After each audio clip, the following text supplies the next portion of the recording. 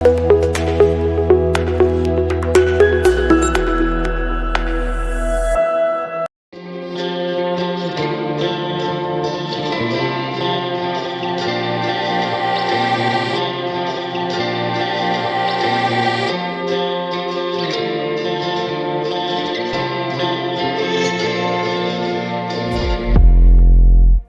દોસ્તો, real voice of ઇન્ડિયામાં આપનું હાર્દિક સ્વાગત છે. હું છું નેહલ. મિત્રો, વાત કરી છે ક્વાડની. ક્વાડ એ શું છે? ક્વાડ સમિટમાં ખાસ કરીને કયા મુદ્દા પર ચર્ચા થાય છે? વડાપ્રધાન મોદીની અત્યારે જે મુલાકાત છે અમેરિકા ખાતે, ત્યારે કયા કયા મુદ્દા પર ધ્યાન આપવામાં આવ્યું છે, ફોકસ કરવામાં આવ્યું છે, તેની આપણે ચર્ચા કરી. મિત્રો, ક્વાડ એટલે જેને આપણે ક્વાડ્રિલેટરલ કહીએ, એટલે કે ચતુર્ભુજ કે પછી ચતુષ્કોણ કહીએ તે છે. ક્વાડ છે તેનો હેતુ છે એ છે કે આ જે ક્વાડના જે સમૂહ દેશો છે, કુલ મળીને 4 દેશો છે, અને તેમની વચ્ચે જે સંકલન થાય વિશેષ રૂપે સિક્યુરિટી બાબતે તેના પર ખાસ ફોકસ કરવામાં આવી રહ્યું છે. આપણે થશે કે ક્વાડ છે એમાં કયા કયા દેશો છે કે જે ભાગ લઈ રહ્યા છે. તો ક્વાડમાં કુલ મળીને આ જે ચતુર્ભુજ છે તેમાં 4 દેશો છે. આ 4 દેશ એટલે ભારત, અમેરિકા, જાપાન અને ઓસ્ટ્રેલિયા. મિત્રો, વર્ષ 2004 ની વાત છે કે જ્યારે જે પેસિફિક અને આપણો હિન્દ મહાસાગર, ઇન્ડિયા, અરબી સમુદ્ર, અહીંયા જે પ્રમાણે અત્યારે જે સુનામી આવી હતી ને તેને કારણે અહીંયા જે દેશો આવેલા છે ત્યાં ખૂબ જ વ્યાપક ખુવારી થઈ હતી. ખૂબ મોટા પાયે અબજો ડોલરનું આપણે કહી શકાય કે નુકસાન થયું હતું. અનેક લોકોના જીવ ગયા હતા. એ સ્થિતિનું નિર્માણ થયું હતું. અને ત્યારે થયું કે આ માટે જ્યારે કુદરતી આપદા આવે, આ ઉપરાંત જ્યારે સિક્યુરિટીની જરૂર હોય તો આવા કેસમાં દેશ ભેગા મળીને કામ કરે, અને આ રીતે ક્વાડની રચના થઈ. 2004 ની બાબતને ધ્યાનમાં લીધા પછી તે સમયના એટલે કે તત્કાલીન જાપાનના વડાપ્રધાન શિન્ઝો આબે, તેને આ પરિકલ્પના હતી કે આ પ્રકારનું કોઈ સંગઠન થવું જોઈએ. 2007માં તેમણે તે મુદ્દે પગલાં લેવાનું શરૂ કર્યું. તેમણે ઓસ્ટ્રેલિયા, અમેરિકા, ભારતને આ મુદ્દે રજૂઆત કરી અને આ મુદ્દે સમર્થન મળે તેવા પ્રયાસો શરૂ કર્યા. જો કે થયું એવું કે નવેમ્બર 2008નો જે ગાળો હતો અને તે સમયે શિન્ઝો આબેની સરકાર છે તે પડી ભાંગી, અને ત્યાર પછી જે આ વાત હતી એ પાછી ક્યાંક અભરાઈએ ચડી ગઈ. ફરી એકવાર વર્ષ 2012 આવ્યું અને 2012ના ગાળામાં શિન્ઝો આબે ફરી એકવાર વડાપ્રધાન બન્યા જાપાનના, અને તેમણે ક્વાડ મુદ્દે ફરી એકવાર ચર્ચાને આગળ વધારવાનું શરૂ કર્યું. નસીબ જોગે થયું પણ એવું કે ત્યાર પછી જે તે સમયે અમેરિકા, બીજી બાજુ ભારત અને ઓસ્ટ્રેલિયા, ત્યાં પણ સરકારો બદલાઈ, ત્યાંના વડાપ્રધાન કે પ્રેસિડેન્ટ નવા આવ્યા, અને ફરી એકવાર આ જે ક્વાડ છે તેના પર નક્કર પગલાં લેવાનું શરૂ થયું. અને આખરે જે 2007 થી આ જે પ્લાન શરૂ થયો હતો તે 2017માં આપણે કહી શકાય કે તેની શરૂઆત થઈ. એટલે કે હવે નક્કર પગલાં લેવાના શરૂ કરવામાં આવ્યા. એટલે જે 2007ની વાત હતી એ છેક 2017 આવીને અને ત્યાર પછી ક્વાડની રચના કરવામાં આવી. ઇન્ડો પેસિફિકનું આ જે ક્ષેત્ર છે તેનું એક મજબૂત સંગઠન થાય તે તેનો હેતુ હતો. મિત્રો, શિન્ઝો આબેની આ પરિકલ્પના હતી અને તેને કારણે શિન્ઝો આબેને ક્વાડ ફાધર તરીકે પણ ઓળખવામાં આવે છે. સૌથી વિશેષ બાબત એ છે કે જ્યારે ક્વાડના ઉદ્દેશની વાત કરવામાં આવે તો તેમાં સુરક્ષા, વેપાર અને માનવતાવાદી સહાય, આ મુદ્દે આ ચારેય દેશો એકબીજાને સહાય કરે તે તેની કલ્પના છે.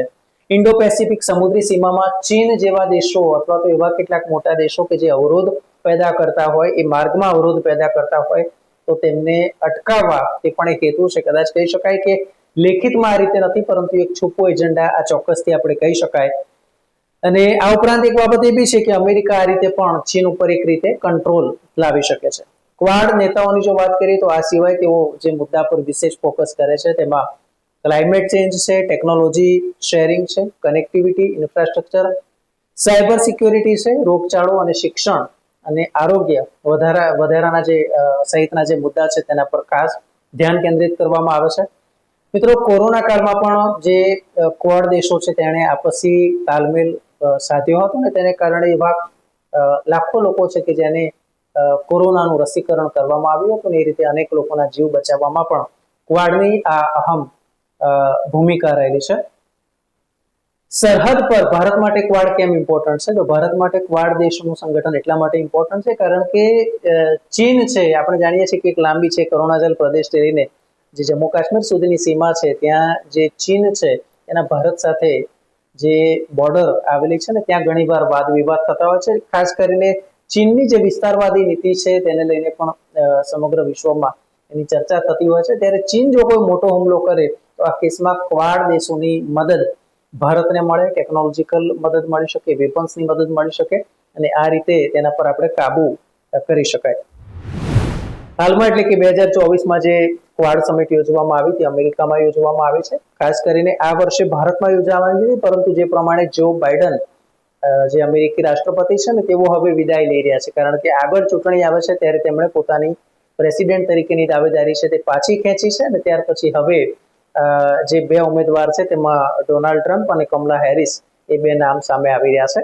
ત્યારે તેમની વિનંતીને ધ્યાનમાં રાખીને આ વર્ષે જે ક્વાડ સમિટ છે તે અમેરિકામાં યોજવામાં આવી.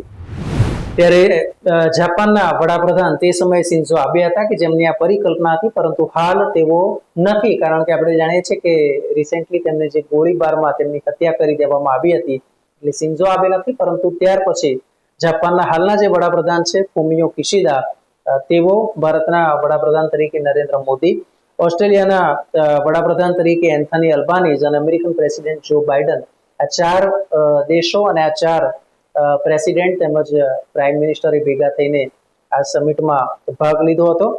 2024ના મુદ્દાની જો વાત કરવામાં આવે તો ઇન્ડો પેસિફિક સિક્યુરિટી ઉપર અને ડેવલપમેન્ટ ઉપર વિશેષ ભાર આપવામાં આવ્યો છે, તેને લઈને ખાસ ચર્ચા કરવામાં આવી છે. આ ઉપરાંત ક્વોન્ટમ કોમ્પ્યુટિંગ, સેમિકન્ડક્ટર અને બાયોટેકનોલોજીના મુદ્દે પણ વિશેષ ચર્ચા કરવામાં આવે છે. મિત્રો, જ્યારે આ દેશોની વાત કરવામાં આવે છે ત્યારે ક્વાડ દેશો છે તે માનવતાવાદી અભિગમ પણ અપનાવતા હોય છે. ત્યારે આ વર્ષે જે વિશેષ ધ્યાન કેન્દ્રિત કરવામાં આવ્યું છે તે છે કે જે સર્વાઇકલ કેન્સર થાય છે તેને કઈ રીતે તેમાં ઘટાડો કરી શકાય અને તે માટેની રસીકરણ છે એ કેટલું ફાયદાકારક સાબિત થાય તેને લઈને પણ તેના પર સંશોધન ઉપર ભાર મુકાશે, તેને અટકાવવા માટેના પ્રયાસો કરાશે, તપાસ અને સારવાર માટે પણ વિશેષ ફંડ એકત્ર કરવામાં આવશે અને આ માટે આ ચારેય દેશો વચ્ચે સહકાર સાધવામાં આવશે.